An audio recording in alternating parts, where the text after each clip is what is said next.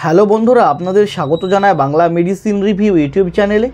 তো আজকের মেডিসিন রিভিউয়ে আলোচনা করব একটি সিরাপ সম্পর্কে। আজকে জানবো সেই সিরাপটির সঠিক ব্যবহার সম্পর্কে, অর্থাৎ কোন কোন কন্ডিশানে কী কী সমস্যা দেখা দিলে ডাক্তাররা সাজেস্ট করে থাকেন এই সিরাপটিকে আমাদের ব্যবহার করার জন্য। তাছাড়া এর সঠিক ডোজ কী, কোন ডোজে খেলে আমরা এই সিরাপটির সঠিক উপকারটি পাব। এছাড়াও এই সিরাপটি ব্যবহার করাকালীন কোনো সাইড ইফেক্ট আসতে পারে কি না, যদি আসে সেগুলো কি কি আসতে পারে, এবং এই সিরাপটির যে মেন সল্ট, এর যে মূল উপাদানগুলি সেগুলি কি কি এবং কিভাবে কাজ করে, তার মোড অফ অ্যাকশান কী, সমস্ত বিষয়ে বিস্তারিত আলোচনা করব। তো তার আগে আপনি যদি আমার চ্যানেলে নতুন হয়ে থাকেন, প্লিজ চ্যানেলটিকে সাবস্ক্রাইব করে সম্পূর্ণ ভিডিওটি দেখতে থাকুন। তো আজকের আলোচ্য বিষয় যে সিরাপটিকে নিয়ে, যেটি হলো এসটিপি ফার্মাসিউটিক্যাল প্রাইভেট লিমিটেড কোম্পানির গ্রিলিন্টাস ডিএক্স সিরাপটির সম্পর্কে, যার মেন সল্ট, যার মূল উপাদানগুলি হলো ডেক্সট্রোমেথারপন হাইড্রোক্লোরাইড এবং ক্লোরফেনরামাইন ম্যালিয়েট। তো কখন ডাক্তারবাবুরা সাজেস্ট করে থাকেন এই সিরাপটি আমাদের ব্যবহার করার জন্য? তো অ্যাকচুয়ালি এটিকে ব্যবহার করতে দিয়ে থাকেন কমন কোল্ড অ্যান্ড কফের ক্ষেত্রে। আমাদের যে সাধারণ সর্দি ও কাশি দেখা দেয়, সেই সর্দি কাশির জন্য ব্যবহার করতে দিয়ে থাকেন। দেখা যায় যে আমাদের আবহাওয়া পরিবর্তনের ফলে বা অ্যালার্জির কারণে আমাদের চোখ দিয়ে জল ঝরা, নাক দিয়ে জল ঝরা, হাঁচি, কাশি, গলা জ্বালা করা, এইসব সমস্যাগুলো দেখা দেয়। তো তখন ডাক্তারবাবুরা এই গ্রিলিন্টাস ডিএক্স সিরাপটিকে ব্যবহার করতে দিয়ে থাকেন।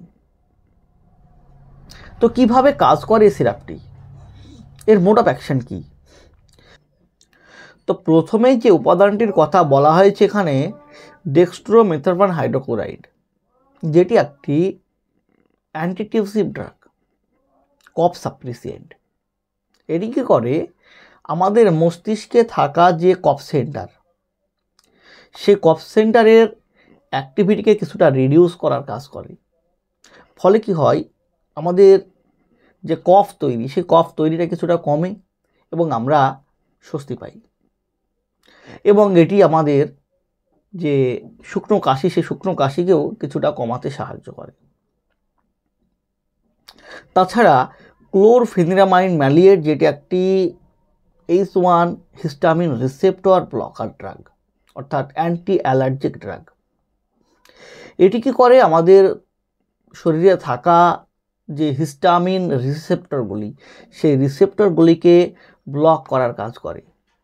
ফলে কি হয়, দেখা যায় যে যখন কোনো অ্যালার্জেনের কারণে আমাদের শরীরে থাকা, আমাদের মাস্ট সেলে থাকা যে ইনফ্লামেটরি মিডিয়েটর রূপে হিস্টামিন, সেই হিস্টামিন সেই রিসেপ্টরের সঙ্গে মিলিত হতে পারে না এবং অ্যালার্জি কজ করাতে পারে না।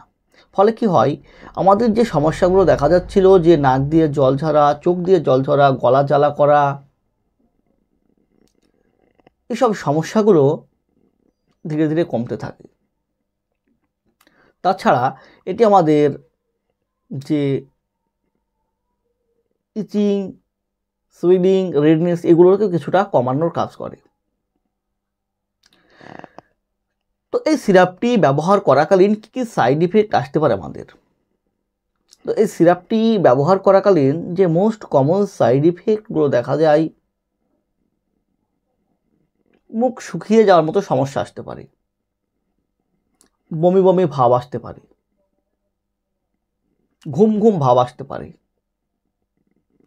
ডায়রিয়া দেখা দিতে পারে, এইসব সমস্যাগুলো দেখা দিতে পারে। তবে এগুলো খুবই রেয়ার, দেখা যায় না বললেই চলে। তো ঘুম ঘুম ভাবটা আসতে পারে। তো কোন ডোজে সিরাপটিকে ব্যবহার করলে আপনি এই সিরাপটির সঠিক উপকারটি পাবেন? তো দেখুন, শুধু এই সিরাপটি বলেই নয়, যে কোনো সিরাপের ক্ষেত্রে, যে কোনো মেডিসিনের ক্ষেত্রেই ডোজ নির্ভর করা হয় পেশেন্টের রোগের সিভিয়ারিটির উপর, শারীরিক কন্ডিশনের উপর, তার ওজনের উপর, তার বয়সের উপর, সমস্ত কিছুর উপর নির্ভর করে একজন রোগীর ডোজ নির্ধারণ করা হয়। তাই কখনোই সেলফ মেডিকেশন করবেন না। একজন ডাক্তারের সঙ্গে পরামর্শ নিয়ে তিনার নির্ধারিত দেওয়া ডোজে মেডিসিনটিকে ব্যবহার করবেন, ফলে সঠিক উপকারটি পাওয়ার পাশাপাশি আপনাকে সমস্যায় পড়তে হবে না।